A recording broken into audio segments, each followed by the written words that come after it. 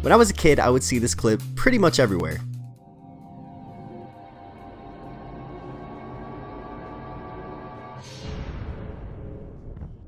It was always in the context of a video like top 10 saddest gaming moments or top 10 saddest deaths in games, and I honestly never really understood why. People were treating this scene as if it was one of the saddest moments in any game ever, and I was just sitting here with my dick in my hand just not understanding it at all. As someone who's never played Final Fantasy with no context, it didn't seem like much to me. All I saw was the hard boss in Kingdom Hearts flying out of the sky and killing this random girl. And looking back, yeah, I was a stupid kid, but I think I kinda had a point. Characters die in video games, that's just what happens. I always find it silly that people would cry about some character dying while playing a game that's all about killing other people. For years I would see this clip being thrown around as some monumental achievement in storytelling and feeling like an outsider. Again, I was like 7 or 8 at the time, so the concept of character development and connecting with characters didn't really connect to me yet. Sure, I cared about some characters, but that was mainly because they either seemed cool or looked hot or, anything else. And as I grew up that would slowly change, but the concept of death never really stuck with me. You die in a game, you just respawn, like what Ninja said on Twitter that one time. And this led to a point where I felt like no decision I made really mattered, because if I fucked up, I could just start over again. And I had that sort of nihilistic what's the point feeling in games up until a few years ago, when I played a stupid free-to-play weeaboo game.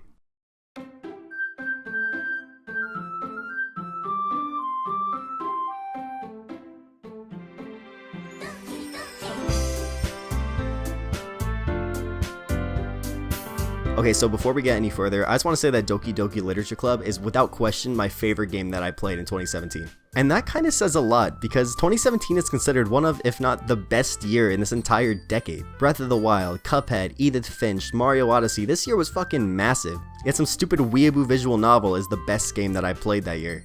Is it my favorite game from 2017? I can't really say yes to that because there's one game that I played a year later that I would consider better. But from the games that I played that year, Doki Doki Literature Club has been by far my favorite. And yeah, I know what you're thinking, oh, of course the stupid weeb anime pitcher likes a stupid weeb game, but I've honestly never really been into that stuff. Yeah, listen, I know I fucking anime pitcher, but I've actually only watched like 2 animes in my entire life, and I watched a total of 0 when I played this game. I actually took the game as a joke for like the first 30 minutes, naming myself Zenith and reading all the characters' voices and like stupid little ooh, oh, ooh.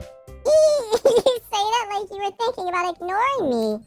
That's mean, Zenith. But the thing about it is that slowly I started getting invested. I began to make decisions. I started by going for the girl that I thought was the hottest in the beginning, and I thought, you know what, it's free, why not just see how every ending is and we'll go from there. But by the 3rd day, I was completely immersed. This game was so well written that I was able to compare these fucking weeaboo anime people to people that I know in real life. It actually felt like I was talking to a person. And yeah, there are some weird ass ooh role-playing scenario, oh my god, but overall the game's writing just sucked me in. And I can go on and on about how great it is, how oh my god, this game is the greatest game I've ever played in my life, and oh my god, the story's so good. But instead, I'd like to share a specific moment in this game that actually felt like it impacted me. Something that put so much weight on my decisions after. And before we go on, this is your final warning for spoilers, because I know there are a few people out there who just ignored the first spoiler warning. But if you have never played DDLC yet, and you don't know anything about it, I really recommend you try it.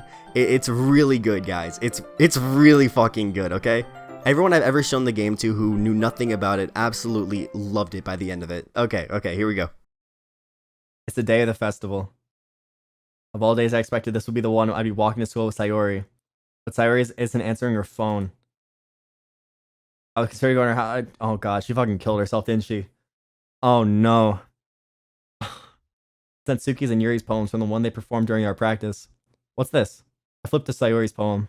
It's different from the one she practiced. It's one I haven't read before.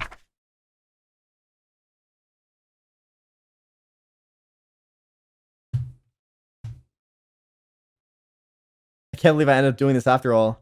Waking her up in her own house? Isn't that more like something a boyfriend would do?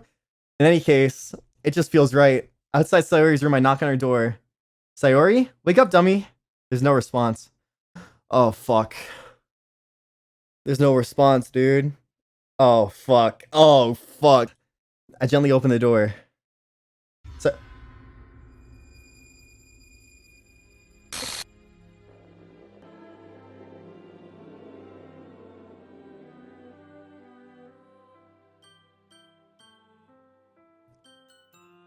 Oh my fucking god. I gotta go back. Wait, what? Wait, what? Sayori.char, the file is missing or corrupt. What the fuck? Wait, what? What the fuck? This right here just changed how I thought about the entire game. All of a sudden went from a silly visual novel with a happy ending to a punishment. Doki Doki really convinces you that your decisions are permanent. It even says that when Sayori dies, it's not like I can go back and start over, just taunting you. You can't go back. Your decision is final. You fucked up. And of course, this isn't how the game actually is. No matter what you do, you're gonna see Sayori hang herself. But it's the way the game makes you feel in the first playthrough that makes you feel guilty about what you did. That's what's great. Sayori's death marks a turning point in DDLC, where the game transforms from a generic visual novel to one of the most psychologically thrilling horror games in the past decade. The fourth wall is pretty much non-existent now, as the characters constantly break character or acknowledge that they're in a game or something. But it does this while you all go through the same game you just played. But as you go on, there are certain little changes that you realize, and some things are fucking ridiculous. Of course, me, being the absolute, Chad that I am, decides to pick Yuri again, and even after moments that are just fucking weird, or when Monica literally tells you to stop picking Yuri, I decided, fuck it, let's just go for it. And I was invested into Yuri for a good while, probably longer than I should have been, honestly, but even I have a breaking point. And when she starts wanting to crawl into my skin, that's when I draw the line. I'm sorry.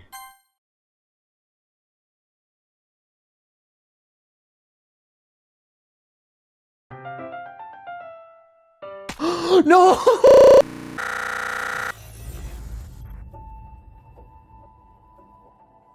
And so from that smooth transition, we actually go into my favorite game of 2017, and probably ever made, Nier Automata. Of course, this game is known for other reasons, but death is actually a very prevalent theme throughout the entire game. Hell, even the first line in Nier Automata talks about it. Everything that lives is designed to end. We are perpetually trapped in a never-ending spiral of life and death. Is this a curse? Or some kind of punishment? It doesn't sugarcoat the fact that death is a big deal in this game. The entire game is about saving mankind from dying off forever. And there are numerous scenes where you kill innocent robots that don't do anything just because it's your job, that's what you do. And even from some of the first bosses in the game, you begin to see how these robots react to losing someone that they loved. Death is a very serious, permanent problem in Nier Automata.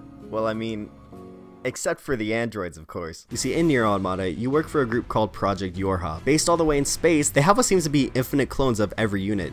Dying really doesn't matter to them. Hell, the first scene of the game, you just blow yourself up with no consequences. You're conditioned by Nier Automata just to go gung-ho, full Rambo style, just slicing and hacking your way throughout. And if you die, who cares? There's always another model ready, just in case you blow up. Now this may seem just like a way to justify respawning in a game that takes death very seriously, until the third act. Units on the ground with you get hacked by this EMP wave from the robots, and all of a sudden the androids are fighting each other. The main characters 2B and 9S kill themselves once again just to get back to their home base, where they tell the commander about the issue.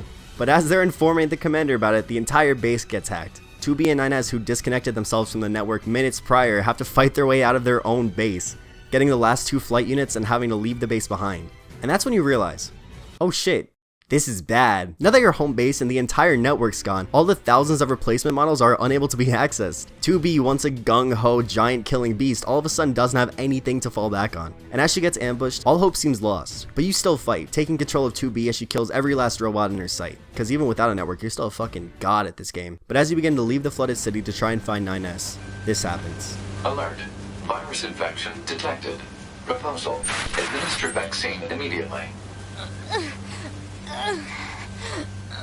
Oh shit, this isn't good at all. As you try to get away to some sort of secluded area, your HUD and movement become affected. You begin to limp and you're unable to jump. But in your mind somewhere you think maybe there's some hope. Maybe we can connect to another unit to reset our memories. I mean, 9S did it before, I'm sure it's possible. I mean, there's no way they're just gonna...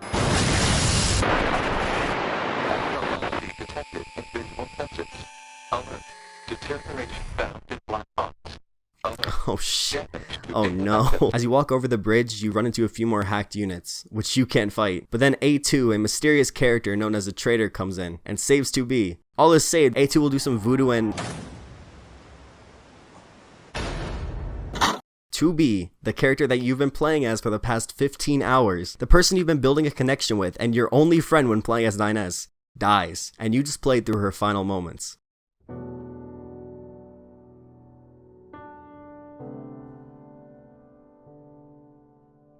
Another scene I never understood was the Modern Warfare 2 nuke scene, where you're doing a normal mission, everything's going well, you're about to leave until, well, you know. And again, maybe it's because I never played Modern Warfare 2, but I never understood the feeling of being able to control your character as they slowly die. But after playing Nier Automata and experiencing what it was like to see a character you spent this much time with die, it changed everything. So for the rest of Nier Automata, you're going between two characters, 9S to try and avenge 2B, while A2 is figuring out what all these random buildings appearing mean. What really makes Nier Automata's third act shine is the looming feeling that this is all going to end tragically. Revenge stories never go well, and watching 9S' sole purpose go from saving mankind to only seeking revenge is one of the most depressing things I've ever seen. And I think that's one of the main reasons these scenes hold so much weight to us. These characters that have meaningful deaths are people that we've spent a good portion of time with. Characters like Aerith, Sayori, 2B are all either main characters or big parts of the story. So when they all of a sudden die, that sadness you get just wells up inside of you, and watching how everyone reacts or doesn't is some of the most intriguing points of storytelling. You may be wondering to yourself, Zenith, what's the point of this video? What are we getting out of this? And in all honesty, I don't fucking know. But to me, it's just so interesting how two of the best stories that I've played throughout the 2010s had the concept of death play a very major part. But I went from being a stupid kid not understanding why Aerith's death was so important to being shell-shocked when 2B actually dies and is dead. For good. And honestly, I think I get it.